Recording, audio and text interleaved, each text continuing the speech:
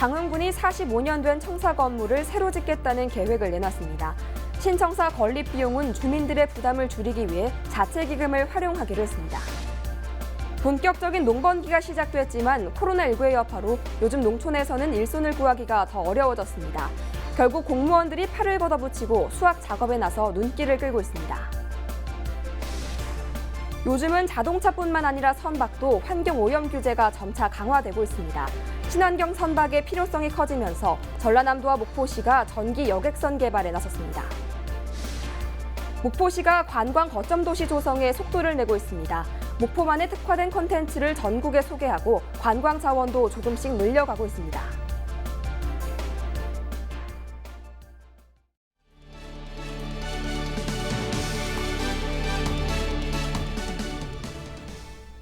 시청자 여러분 안녕하십니까? 헬로티비 뉴스입니다. 장흥군이 본격적인 신청사 건립에 들어갑니다. 건축한 지 40년이 지난 기존 청사 건물은 주민광장으로 재탄생하는데요. 자체 건립 기금을 활용해 주민들의 재정 부담은 줄이기로 했습니다. 송효찬 기자가 취재했습니다. 1977년 지어진 장흥군 청사. 43년이 지난 지금 청사는 낡고 불안전합니다. 여러 번의 증축과 리모델링 공사로 구조적인 문제가 발생해 정밀안전진단 결과 D등급 판정을 받았습니다. 안전등급 D는 건축물 사용을 제한하거나 긴급 보수 보강이 요구되는 상태입니다. 안전성뿐 아니라 내진 설계도 되지 않았고 청사 내 엘리베이터가 없어 공무원은 물론 민원인들도 불편이 큽니다. 장흥군이 낡고 오래된 청사를 대신할 새 청사를 짓기로 결정했습니다. 우리 장흥군 청사는 건축한 지 43년이 지났습니다. 아주 노후화된 건물입니다. 여성 친화 도시면서 여성들을 위한 시설이 부족합니다. 앞서 장흥군은 지난 15일과 22일 두 차례에 걸쳐 주민 공청회를 진행했습니다. 주민들은 청사를 새로 지어야 한다며 신축에 힘을 실었고 특히 다른 부지로 이동보다는 현 부지에 신축할 것을 주문했습니다. 이에 따라 장흥군은 오는 7월까지 기본 계획을 확정하고 신축에 돌입할 계획입니다. 새로 신축되는 장흥군청은 오는 2022년까지 397억 원을 들여 건축 연면적 14,200제곱미터, 지하 2층, 지상 7층 규모입니다. 외청에 배치돼 있는 사업소와 CCTV 관제센터까지 모두 청사로 들어올 수 있게 할 방침입니다. 또 어린이집과 도서관, 전시실, 공연장, 북카페 등 편의시설과 광장, 공원 등을 새 청사에 조성하는 방안도 검토 중입니다. 신축에 들어가는 비용은 청사 건립기금 설치 운영 조례에 따라 지난 2017년부터 기금을 조성해 현재 304억 원을 확보한 상태입니다. 부족금의 93억 원은 2021년까지 연차별로 확보하기로 했습니다. 여기에서는 일하고 또 국민들과 같이 상담하고 또 국민들이 옥상에 올라가서 장흥의 전경을 내다볼 수 있는 그러한 복합적인 시설, 장흥을 상징하는 대표적인 랜드마크로 반드시 만들어 나가겠습니다. 국민들의 기대감 속에 본격적인 청사 신축에 돌입한 장흥군. 행정 절차와 설계 용역을 마치는 대로 내년 6월부터 본격적인 공사에 들어가 2022년 11월까지 완공할 계획입니다. 헬로티비 뉴스 송희창입니다. 일반 학생 가정에 지원되던 식품 꾸러미가 학업 중단 청소년까지 확대됩니다. 전라남도 교육청은 초중고등학교 학업을 중단하고 학교 밖 청소년 지원센터 꿈드림에서 진로 진학 상담을 받는 570여 명에게 식품 꾸러미를 전달하기로 했다고 밝혔습니다. 식품 꾸러미는 4만 원 상당의 농축수산물 가공식품으로 구성됩니다.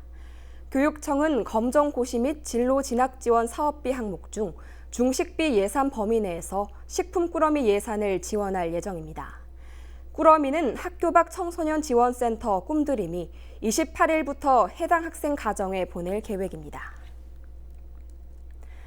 전라남도 공공도서관과 교육회관 등이 다음 달부터 제한 개방됩니다. 전남교육청은 공공도서관과 교육문화회관, 평생교육관의 열람실을 6월 1일부터 제한적으로 개방하며 인원을 조정해 운영할 계획입니다. 또 열화상 카메라 등 방역 물품을 비치하고 이용자 출입 관리와 열람실 간격 유지, 칸막이 설치 등 접촉을 최소화할 방침입니다. 여수 지역 시민사회가 여수형 코로나19 재난기본소득 지급을 주장하는 가운데 토론회가 열렸습니다. 이번 토론회는 전남대학교 한병세 명예교수와 여수시의회 문갑태 의원, 여수 YMCA 김대희 사무국장, 여수시 나병곤 기획예산과장이 패널로 참여해 재난기본소득 지급에 대한 논의가 이어졌습니다. 여수시는 이번 토론회에서 정부 예산 방침대로 올해 본예산에 주민복지나 생활불편 해소, 지역개발 사업 등의 예산이 모두 편성돼 가용할 재원은 없다는 입장을 재차 밝혔습니다. 또한 여수산단 매출액이 부진해 내년 세입은 1,200억 원 가까이 줄어들 것이라며 지급이 불가능할 것이라고 설명했습니다. 모내기와 함께 과일나무 가지치기 등 본격적인 농사철이 시작됐습니다. 하지만 코로나19 등으로 외국인 근로자가 줄면서 농촌에서 일할 사람을 찾는 게 쉽지 않은 상황인데요. 지자체가 직접 나서서 수확 작업을 돕고 있습니다. 보도에 박종호 기자입니다. 해남군 옥천면의 한 밭입니다. 양파와 마늘 수확 작업이 한창입니다. 코로나19 여파로 외국인 근로자가 줄면서 해남군청 공무원들이 일손 돕기에 나섰습니다. 농촌에서는 보리 수확과 모내기 등 해야 할 일이 많지만 일손이 부족한 게 현실입니다. 수확 시기를 놓치면 한 해 농사를 망칠 수밖에 없어 작은 손길이라도 농민들에게는 큰 도움이 됩니다. 노인들밖에 없거든요. 노인 인구가 굉장히 해남이 많습니다. 그리고 우리 마을도 노인 인구가 많기 때문에 노인들이 이거 해놓고 하려면 맨날 며칠을 고생하고 뽑아야 되는데 이렇게 오셔서 해주셔서 진짜 고맙습니다. 해남군은 다음 달까지 농업 인력 지원 상황실을 운영하고 일손이 필요한 농가를 도울 예정입니다. 나이가 많은 농민이나 여성 등 상대적으로 더욱 취약한 지역민을 우선 지원할 방침입니다. 해남군은 본격적인 농번기를 대비해 자원봉사자를 모집할 계획입니다. 우리 요즘에 농촌 인력이 많이 부족합니다. 특히 이제 코로나 이후로 외국인 근로자들이 많이 부족해서 일손이 부족합니다만 이렇게 저와 우리 공직자들이 또 일손 돕기 위해서 이렇게 나와 보니까 정말 좋고요. 앞으로 이런 어려움을 우리 공직자들이 함께 나누고자 이렇게 나왔는데 우리 아마 농민들도 많이 좋아하실 것 같습니다. 해남뿐만 아니라 전남도와 영암군 등 지자체 공무원들이 농번기철을 맞아 봉사활동을 진행하고 있습니다. 본격적인 모내기철로 접어들면서 일손이 더 필요한 시기가 다가오는 상황. 지자체의 일손 돕기 봉사가 사람 구하기 어려운 농촌의 단비가 되고 있습니다. 헬로티비 뉴스 박종호입니다.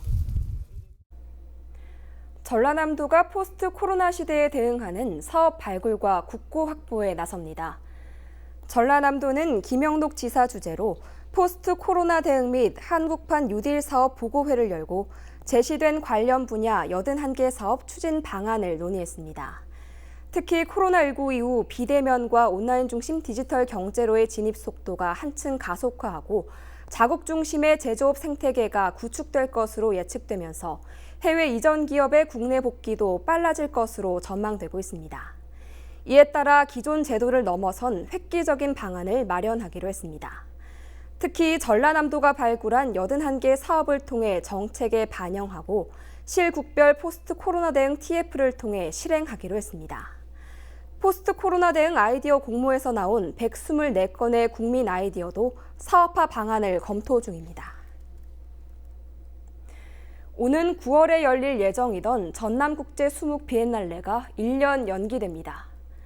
전라남도는 올해 개최 예정이던 전남국제 수묵 비엔날레를 오는 2021년 9월부터 10월까지 열기로 했다고 밝혔습니다. 코로나19 여파로 관람객 안전이 우려돼 이 같은 결정을 하게 됐다고 전했습니다. 대신 올해 하반기에는 다양한 워킹스루형 행사가 추진됩니다. 행사는 주로 목포 원도심과 진도 울림 삼방 등에서 팝업 미술관과 5G 아트 체험, 지역 소통 공방 등 주민과 지역 청년 예술가들이 참여한 부릉부릉 수묵 시동 프로그램을 비롯해 삼평 전시관, 깃발 미술제, 수묵 그래피티 등 다양한 형태의 지붕 없는 미술관 등을 선보일 예정입니다.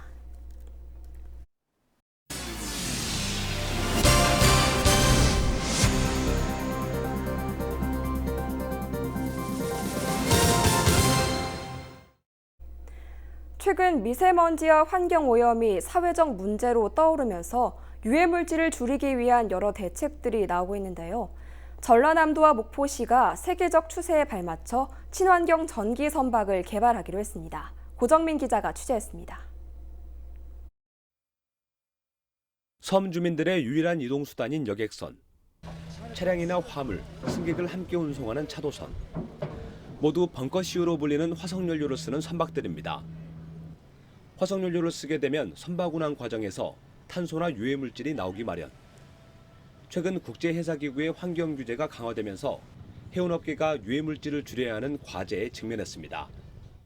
IMO에서는 2050년까지 2008년 대비 온실가스를 50%까지 감축해야 된다고 국제적인 규약이 2018년도에 발효가 됐어요.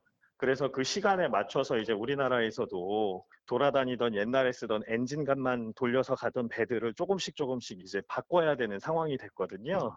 사정이 이렇다 보니 전국에서 섬이 가장 많은 전남에서 대안을 내놨습니다. 여객선이나 차도선도 자동차처럼 친환경 전기 선박을 개발해 실제로 도입하겠다는 겁니다. 최근엔 전라남도의 전기 여객선 개발 계획이 해양수산부 공모사업에 최종 선정돼 사업 추진에 탄력을 받고 있습니다. 전라남도와 목포시는 국비와 지방비 450억 원을 들여 일단 올해부터 전기 여객선 개발을 시작하기로 했습니다. 2023년까지 실증 시험이 끝나면 이듬해인 2024년부턴 시험 운항에 들어갈 것으로 보입니다. 전기 여객선 개발은 선박 해양 플랜트 연구소인 크리소에서 총괄하고 전지와 선체는 대기업과 지역 조선업체가 공동으로 참여하기로 했습니다.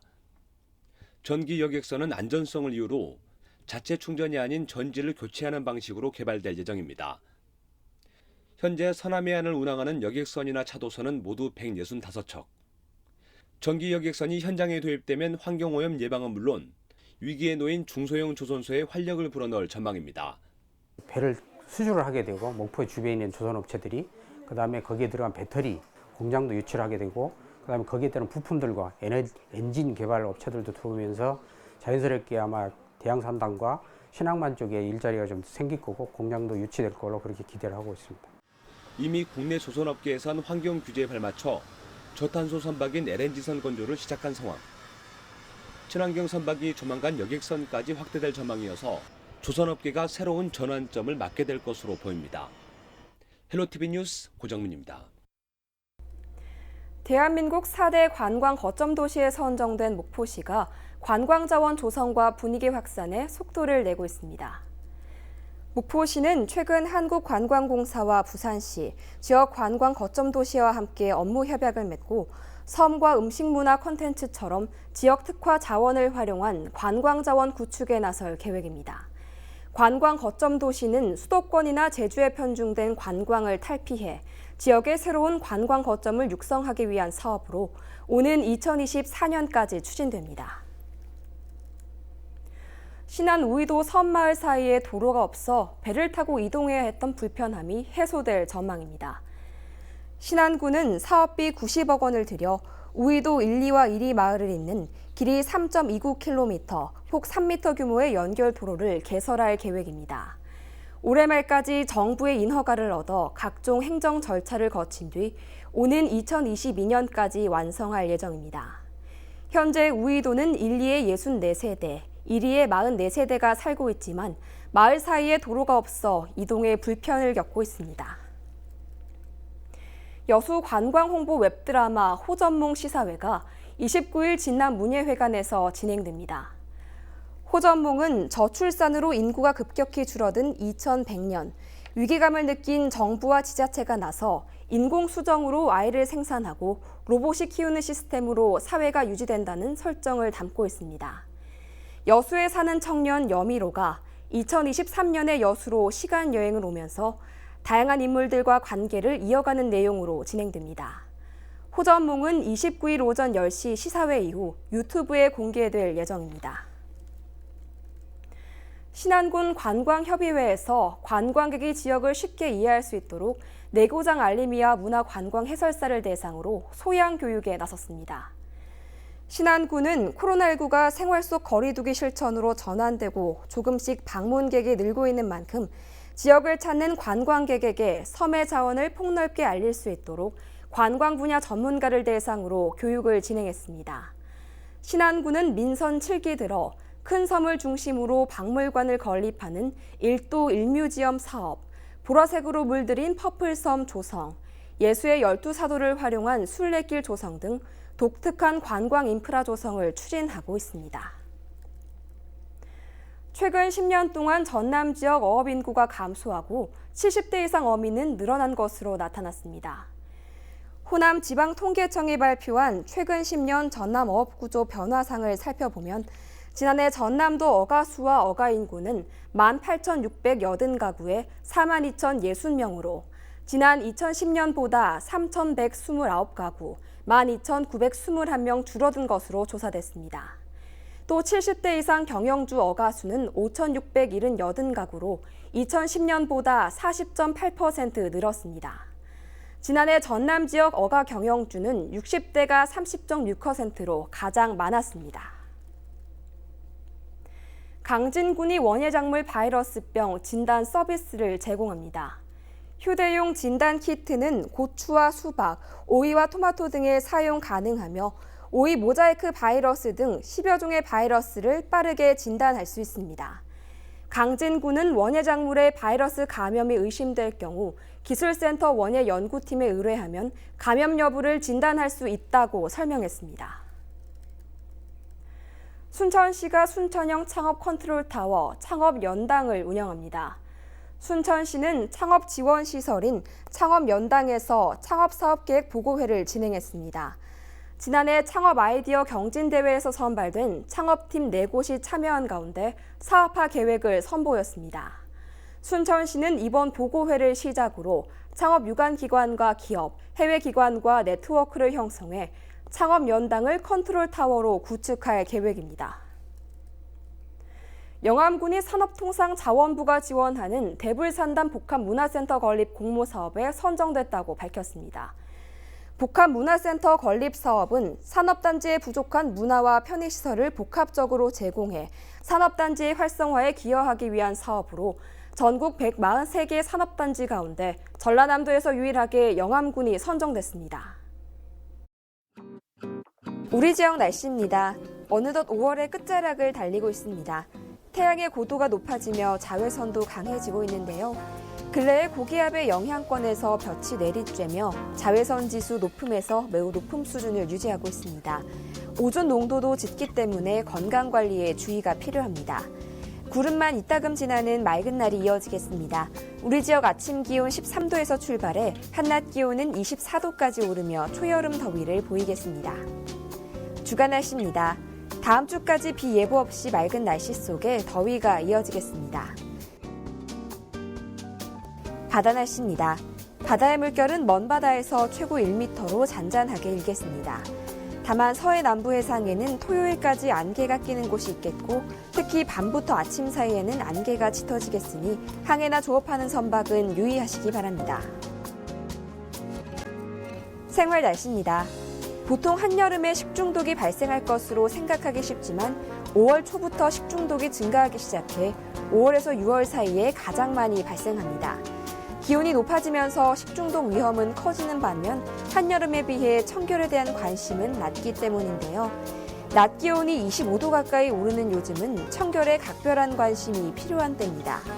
되도록 손을 자주 씻고 음식물은 중심부가 74도 이상 온도에서 1분 이상 조리해 속까지 충분히 익혀야 합니다. 더불어 냉장고에 식품을 저장하는 기간도 되도록 2에서 3일을 넘기지 않는 게 좋겠습니다. 날씨 정보였습니다.